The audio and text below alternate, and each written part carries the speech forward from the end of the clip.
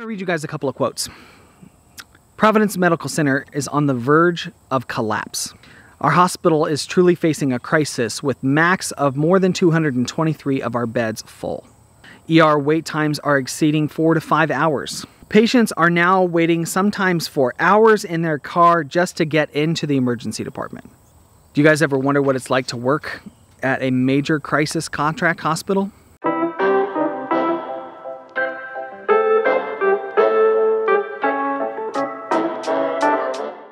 All right, that's it.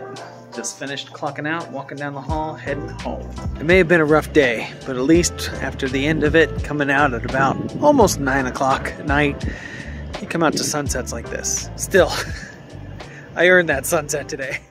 Welcome back, everybody. This is No Ordinary Path. Today is a Real Talk Tuesday. It's a travel nurse takeover, and I'm going to bring you my review of Providence, Alaska Medical Center. Now, this was a busy contract for a couple of different reasons. Let me say right off the bat, Alaska is amazing. It is a bucket list contract for a lot of people. It's right up there with Hawaii and other exotic destinations like Guam and stuff like that. People dream of coming to Alaska, and let me say, it does not disappoint. There are beautiful things to see and do there.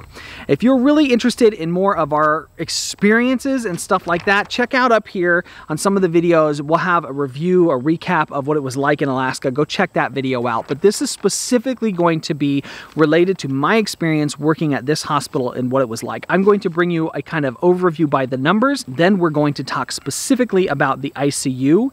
And then I'll give you kind of some thoughts of what it was like working there. By the numbers, Providence Medical Center in Alaska is one of the largest hospital-based systems. They serve 6 communities kind of surrounding Anchorage, and Alaska is huge. You guys know that if you just look at the map, right? You can find them mostly in Anchorage, Eagle River, Kodiak Island, Mat-Su, Seward, and Valdez. Those are the different outlying communities with the primary home base being in Anchorage. It is located at 3200 Providence Drive, which is right across the street from the University of Alaska Anchorage campus. There is a nursing school there, so we did see some nursing students initially in the beginning, and they work closely with the hospital. It is one of the only 2 children's hospitals also, so with the adult and kid bed combined, you're seeing a 401 beds total. Now, 223 of those beds are the adults. It is a very busy emergency department. For my ER travel nurses out there, you are going to get worked at this place. It is a level 2 officially on paper. However, they are really a level 1 in spirit. And what I mean by that is there is no level 1 in the state of Alaska. Any major traumas are going to be flown to Seattle or flown to like Oregon. However, they will come here first and then stabilize to the best of their ability and then fly out. That is very much a typical trauma center, though. You will see all sorts of crime-related trauma, accident trauma. There's moose versus auto. There's bear maulings. It is Alaska, after all. Plus, you just see all your general type of stuff, too.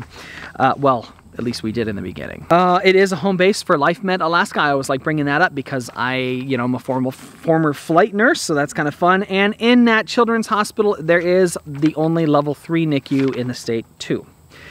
Being a major hospital, it is a full surgical suite. It is not a transplant center. However, you're going to see open hearts and those kind of things, at least initially. We'll get there. All right. I am an intensive care unit nurse. I work in the ICU, and that's what I'm going to speak of. I like to bring up the emergency department and the NICU because critical care is my whole background. So jumping into the ICU, there is a 20-bed ICU unit. Now, their intensive care department is kind of split up in three ways. There's the primary ICU, which they tried very hard to keep isolated from COVID patients, and they did a good job in the beginning. Then there is what they called COVID Island, which is an 11-bed, fully negative airflow unit that they had built for COVID. And then they have the CICU. And I'm just going to caveat this real quick here. It's called a CICU or CVICU sometimes. It's really like a cardiac step down. And I don't mean to dig on those nurses. You know, everybody works hard. We are all one team. Nobody is better than another. However, being billed as a CICU, I think, is a little misleading because it's not one. So if you are looking for a CICU or a CVICU contract and it comes up for Providence Medical Center, please know that this is truly more like a cardiac step-down unit or an intermediate care unit than a true CICU. All of your open heart patients are first taken in the ICU, and then after post-op day 1, 2 are moved over there. So you do not recover the open hearts there. Just know that if you are looking for one of those contracts. That's it. Let's get into the nitty-gritty of it. My first thoughts of working at Providence, I was pretty happy with it. Initially, it was a really nice break because there was not much COVID up here. I think when I first started working, they may have had maybe like 4 or 5 COVID patients in the COVID Island ICU. They were very separated. So for the first month, it was fantastic. Now, this was June-ish, you know, the end of June, early July, and it very quickly started to change. And that has to do with the Delta variant. We'll get into that here in a second. But my other impressions were, as we walked through, this place is bougie. It is really nice. Every one of these rooms have the big boom systems. You've got the Philips monitoring. You've got all this great equipment. Lifts in every room is amazing. And by Bougie, they also have a lift team.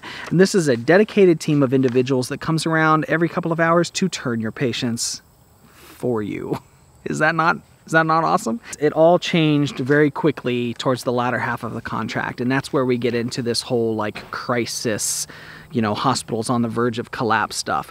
I will say this, the people that I worked with are really good people, but very quickly it got into a very bad staffing type scenario. It wasn't really anybody's fault. It kind of looked like this to me.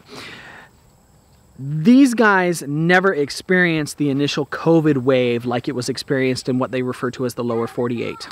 They had a few COVID patients, but it was nothing like what it was in Phoenix when I was there, or the crisis contracts that I took, you know, in Tennessee, or the one in Asheville. You can check out some of those up here. We'll put links in the description for those contract reviews. That being said, Delta hit them really, really hard. And we started seeing it in August, and it just quickly started becoming overwhelming. People that were there, other travel nurses, were ending their contracts, and there was a few of us that they had hired. Cheyenne wants to be part of the video. You gonna come over here, Cheyenne?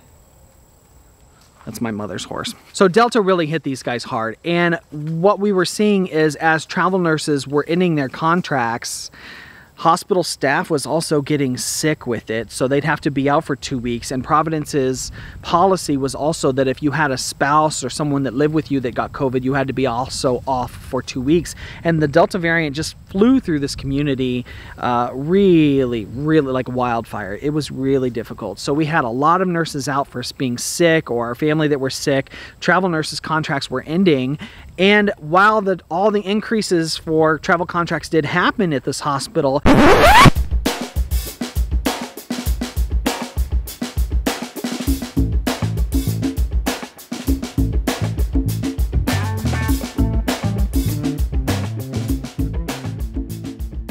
they were also competing with all of the increased travel crisis contracts in the lower 48 at the same time.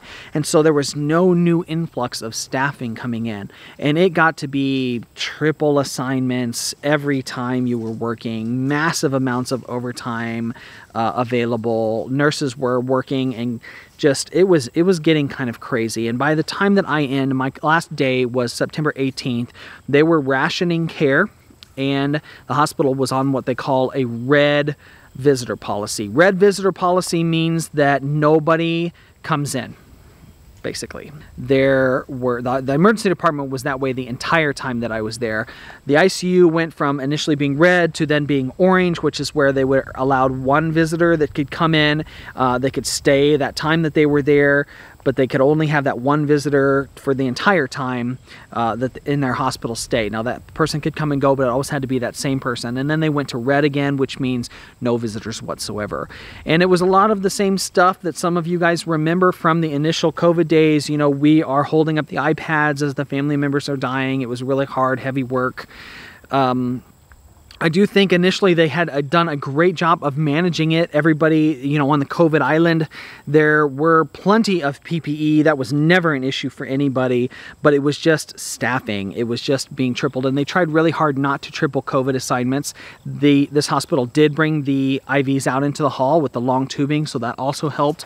And they tried really hard to have resource nurses available on that unit just because of how fast and how crazy everything went. The death rates were really high. You know, and by the end of it, and you can look all this up in the news, there's plenty of articles and things where I read those quotes from, just Google it.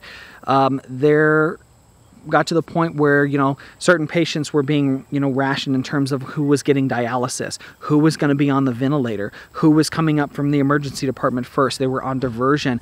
They were not able to transfer people to, you know, Seattle and those places like they wanted to. So it ended up being a pretty crazy contract. In terms of like a COVID at the end of it. The beginning was a nice fresh breeze of getting away from all the COVID stuff and then kind of coming back into it again at the end. And I know, God bless those nurses that are still there. They were really good people. I was happy to work with them. It's a good crew, and they were doing their darndest to try to keep that tight-knit group of people, because that's the only way those nurses know how to survive, is we have to work together as a team and lift each other up.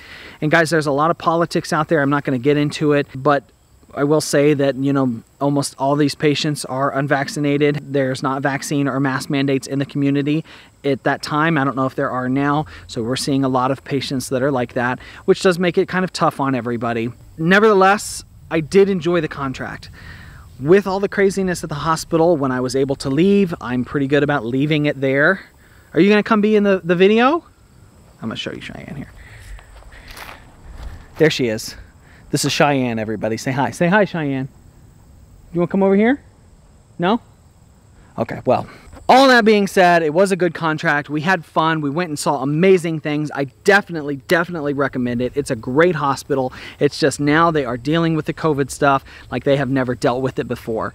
I'm hoping that they will learn from this. More staffing will come in. I hope you guys found this video informative. Stick around. We got more great content coming out. There is all of the journey down through Canada still to come, and all of the fun things that we've still got planned. If you're new here, let me know in the comments below. Leave me a message. I love meeting new people. If you got questions, put them down there, and hit the bell for notifications. Make sure to subscribe if you are new, guys. Thanks, and I'll see you out there.